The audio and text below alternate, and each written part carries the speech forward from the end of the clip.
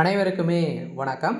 சற்று முன் கிடைத்திருக்கக்கூடிய ஒரு மிக மிக முக்கியமான செய்தி ஒன்று வெளியாகியுள்ளது.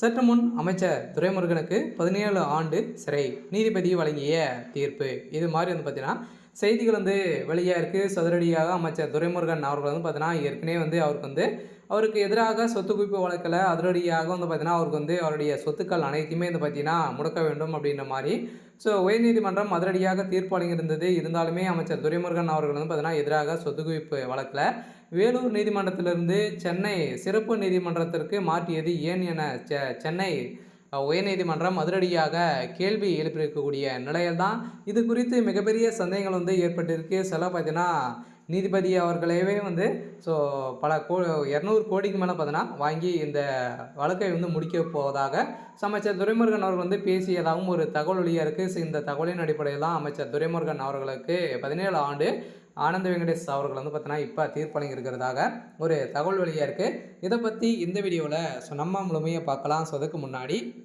நம்ம சேனலுக்கு இப்போ தான் வந்திருக்கீங்க அப்படின்னா மறக்காமல் நம்மளுடைய சேனலை சப்ஸ்கிரைப் பண்ணி சப்போர்ட் பண்ணுங்கள். வாங்க வீடியோக்குள்ளே போகலாம்.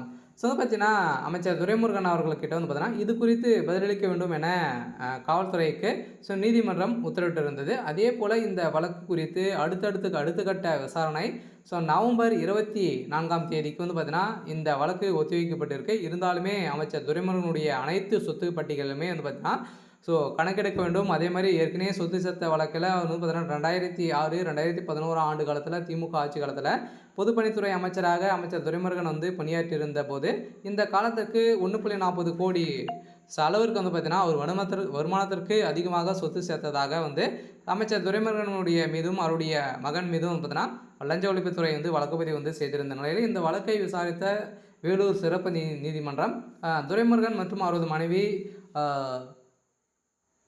சாந்தகுமாரி என இருவருமே விடுவித்து 2017ஆம் ஆண்டு உத்தரவிட்டிருந்த நிலையில் இதற்கு எதிர்த்து இந்த உத்தரவை எதிர்த்து லஞ்ச ஒழிப்புத்துறை சென்னை உயர்நீதிமன்றத்தில் மேல்முறையீட்டு செய்திருந்த வேலூர் சிறப்பு நீதிமன்றம் பிறப்பித்த உத்தரவை ரத்து செய்ய வேண்டும் என சென்னை உயர்நீதிமன்றம் இந்த வழக்கை 6 மாதத்துக்குள் விரைந்து விசாரித்து முடிக்க வேண்டும் என உத்தரவிட்டிருந்த நிலையில் இதையடுத்து வழக்கு விசாரணை சென்னை சிறப்பு நீதிமன்றம் கையில் எடுத்துக்கொள்ளும் நிலையில் இந்த வழக்கு விசாரணை வேலூர் நீதிமன்றத்துக்கு மாற்ற அமைச்சர் துரைமுருகன் தரப்பில் மனு தாக்கல் செய்யப்பட்டது.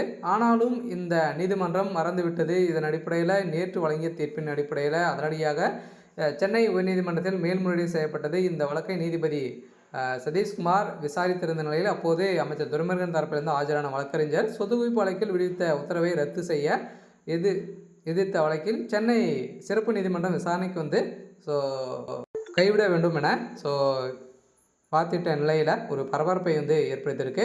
சரி, ஓகே. இன்னைக்கான அப்டேட் இதுதான். மறக்காமல் நம்மளுடைய சேனலை சப்ஸ்கிரைப்